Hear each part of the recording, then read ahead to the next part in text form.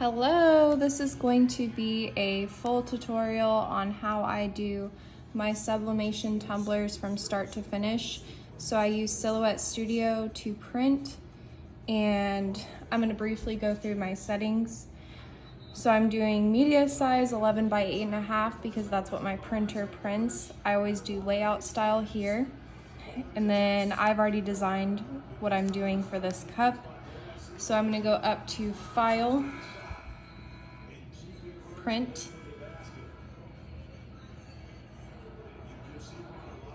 and then I'm going to click Print again. And I have a sublimation preset here, but I'll briefly go through it. For border, I do none.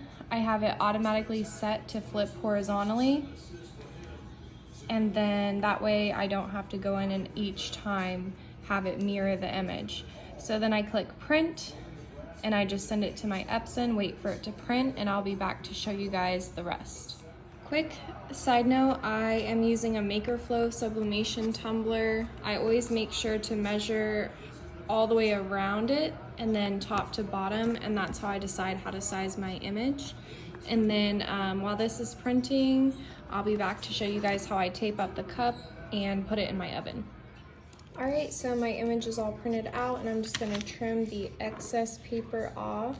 And then once you get it to the size you're wanting, I will get to the tape part and you'll be able to see how I tape it, but I'm sure you don't wanna watch me cut it to size. So I'll be right back to show you guys how I tape it, and then we will put it in the oven to go ahead and sublimate and do the last steps. All right, so my image is all cut out, and now I'm gonna be taping it on the cup. So what I do is I take it and I stand it up straight, and that helps kind of line up your design and make sure there's no excess on the bottom. And then I'll put it on its side, and I'll pull one side over the other, and then I take a piece of tape, and this holds this in place while I cut the other pieces. So I just pull it,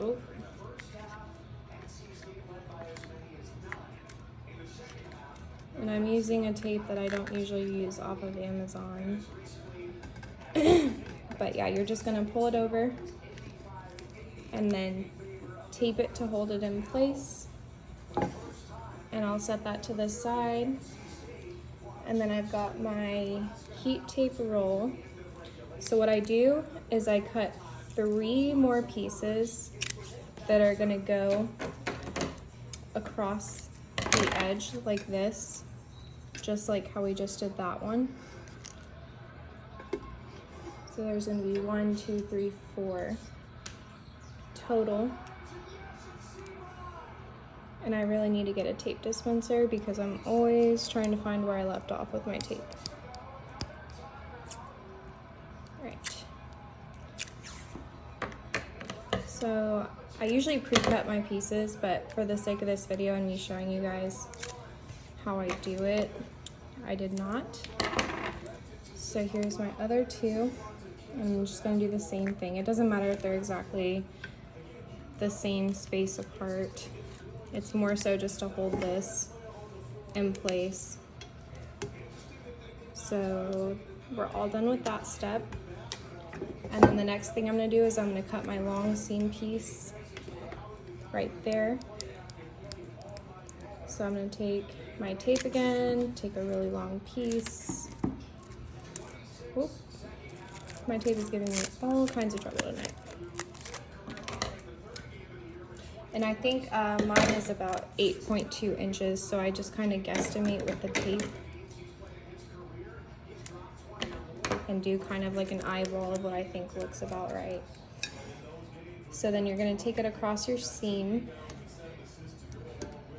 And first I push the top piece in, and then what I'll do is I will press this to make sure that it's tight across the seam all the way down to the bottom of the cup.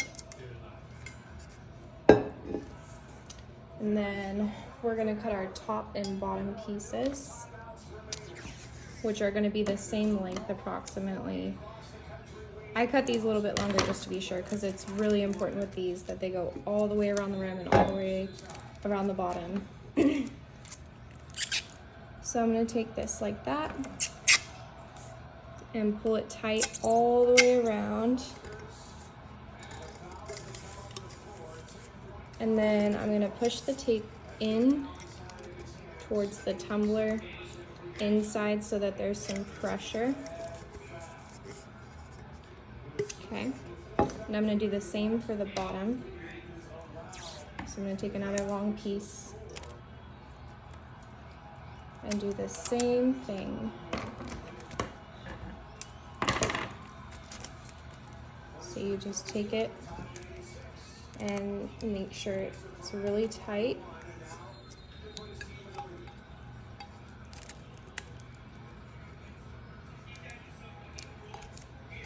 And then I do the same thing where I push all the tape in.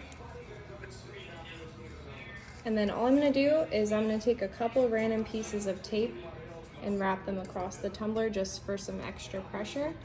And then when I come back, we will put it in the oven and I'll tell you guys about the temperature and time settings. Okay, so once I'm done taping, it looks just like this. I have a couple pieces going around, top, bottom, seam. And really the key to this is pressure. So you wanna make sure that your tape is super tight, and that's how I avoid using shrink wrap. So we're gonna head over to the oven and I'm gonna show y'all what it looks like when it's done. Okay, so here's my oven. It's an Oster. I got it off of Facebook Marketplace for about $15. The key to this is having an oven thermometer to make sure that what you're setting your oven to is actually the temperature you're baking your cup at. So I actually use this little piece as a guide for my top. So I'll stick that in there, and I just set my kitchen timer for 6 minutes. And currently we are at a 375 degree temperature. So we're gonna let that bake. I'll flip it halfway through at the 3-minute mark, and then I will dunk it under cold water immediately after it comes out, and I will show you guys the finished product, but that is all there is to it. All right, so it just came out of the oven, and now what I'm gonna do is I'm gonna take my X-Acto knife, and I start usually at the seam. I don't think it really matters where you start. And I'm just gonna start peeling all the tape off so we can see how it came out. So far, it's looking good.